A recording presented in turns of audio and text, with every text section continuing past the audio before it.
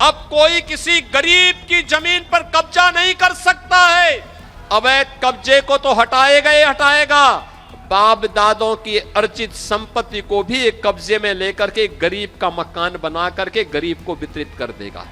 गरीब का शोषण करने की अनुमति किसी को नहीं देंगे। क्या उत्तर प्रदेश में अब वाकई वो दौर खत्म हो चुका है जब माफिया खुली जीप में पिस्टल लहराते हुए घूमते थे?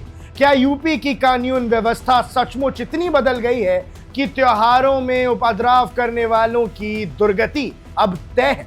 दर्शकों, आज हम बात कर रहे हैं मुख्यमंत्री योगी आदित्यनाथ के मऊ दौरे की, जहां उन्होंने न सिर्फ करोड़ों की योजनाओं की सौगात दी, बल्कि मंच से माफियाओं और विपक्ष पर अब तक का सबसे तीखा हमला बोल दिया।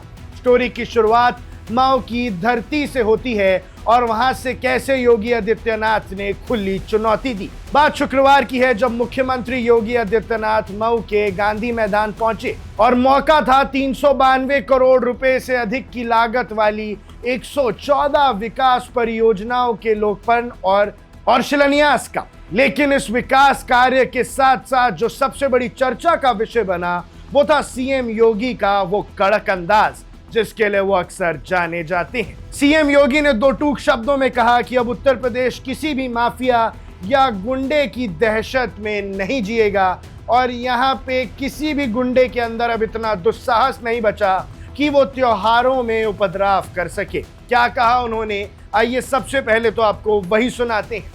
अब कोई किसी गरीब की जमीन पर कब्जा नहीं कर सकता है, अब नहीं कर सकता है। अगर करेगा तो उसे पता है कि कब्जा करेगा। पहले माफिया और गुंडे, पार्टी विशेष के गुंडे जबरन कब्जा करते थे गरीब की जमीन पर, व्यापारियों की प्रतिष्ठान पर। अब नहीं कर सकते। अब करेंगे तो उसे मालूम है कि बुलडोजर आएगा, संपत्ति को फिर से जब्त करवाएगा, अवैध कब्जे को तो हटाएगा ही हटाएगा, बाप दादों की अर्जित संपत्ति को भी एक कब्जे में लेकर के गरीब का मकान बना करके गरीब को वितरित कर देगा। हमने ये मुहिम प्रारंभ की है। ये मुहिम प्रारंभ की है, प्रयागराज में बन चुका है, लखनऊ में बन चुका है, गोरखपुर में ऐसे आवास गरीबों के बन चुके हैं, अन्य जनपदों में भी तैयारी चल रही है, युद्ध स्तर पर चल रही है। और याद करना, गरीब का शोषण करने की अनुमति किसी को नहीं देंगे। नौजवान के हितों के साथ खिलवाड़ करने की छूट किसी को नहीं देंगे। अन्नदाता किसानों के साथ शोषण करने और बहन बेटियों की इज्जत के साथ खिलवाड़ करने की छूट भी किसी को नहीं देंगे। और इसीलिए आज मैं आपके पास कहने के लिए आया हूं, मऊ जनपद आज फिर से एक नई विकास की यात्रा में आगे बढ़ा है। इस विकास यात्रा के सहयात्री आपके सामने हैं। मैं तो मऊ के पड़ोस का ही रहने वाला हूं। हमारे लिए तो मऊ आंगन जैसा है। और याद करना, जब मैं केवल सांसद था तब भी यहां कोई संकट आता था तो कोई आए ना आए, लेकिन मैं दौड़ करके गोरखपुर से यहां आ जाता था।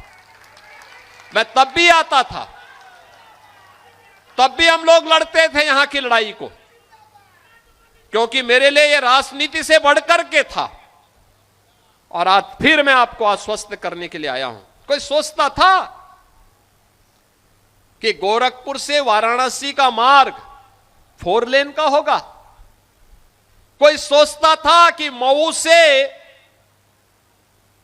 से लखनऊ की दूरी अब मात्र 3 घंटे की हो जाएगी, 2.5 से 3 घंटे की। उन्होंने साफ चेतावनी दी कि अगर किसी ने रामलीला, यज्ञ कथा, जन्माष्टमी, रामनवमी, शिवरात्रि या रक्षाबंधन जैसे धार्मिक आयोजनों में किसी भी तरह की बाधा डाली तो उसकी रावण और कंस जैसी दुर्गति होना बिल्कुल तय है। इतना ही नहीं, उन्होंने ये भी जोड़ा कि अगर किसी ने बेटी या व्यापारी की सुरक्षा में सेंध लगाने की कोशिश की तो उसका सीधा इंतजार यमराज ही करेंगे। अब दर्शकों, पहले आपको अतीत का आईना दिखाते हैं। 2017 से पहले का यूपी।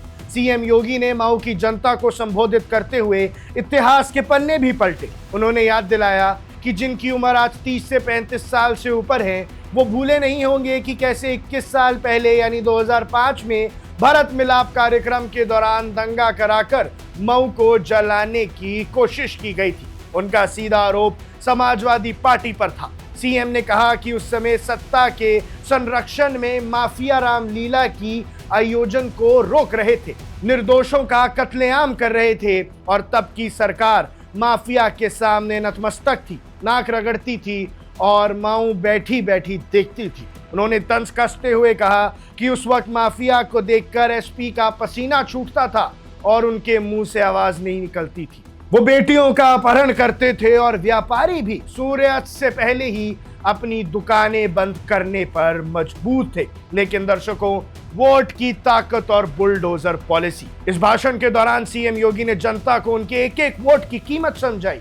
उन्होंने कहा कि आपका एक वोट सिर्फ सरकार नहीं चुनता बल्कि 500 साल की गुलामी का कलंक को धोकर अयोध्या में भव्य राम मंदिर और काशी विश्वनाथ धाम का निर्माण भी करता है। उन्होंने माफियाओं पर अपनी सरकार की सबसे चर्चित कार्रवाई यानी बुलडोजर एक्शन का भी जिक्र किया। सीएम ने कहा कि अब कोई भी किसी भी गरीब की जमीन पर कब्जा नहीं कर सकता। अगर किसी ने ऐसा किया तो बुलडोजर आएगा, अवैध कब्जे को हटाएगा और उस जमीन पर गरीबों के लिए मकान बना दिए जाएंगे, जैसा कि प्रयागराज, लखनऊ और गोरखपुर में पहले भी किया जा चुका है। विकास की रफ्तार और मऊ का जो स्वागत है वो राजनीतिक हमलों के बाद सीएम योगी ने केंद्र और राज्य की डबल इंजन सरकार के कामकाज का लेखा जोखा सामने रख दिया। उन्होंने कहा कि 2014 में जब पीएम मोदी ने देश की बागडोर संभाली थी तो उन्होंने सिर्फ 4 जातियां मानी, गरीब, युवा, नारी और किसान। उन्होंने आंकड़े देते हुए बताया कि आज यूपी में 65 लाख गरीबों को आवास मिल चुका है, 3.25 करोड़ घरों में शौचालय है और 16 करोड़ लोगों को मुफ्त राशन मिल रहा है। आयुष्मान योजना के तहत 10 करोड़ लोग को मुफ्त इलाज मिल रहा है और खास तौर पर मऊ के लिए सीएम ने बताया कि गोरखपुर से वाराणसी के बीच 4 लेन सड़क भी बन चुकी है, जिसके कारण सफर का समय बेहद कम हो गया है। मऊ में पीपीपी मॉडल पर एक मेडिकल कॉलेज भी तैयार हो रहा है, जिसका उद्घाटन जल्द ही किया जाएगा।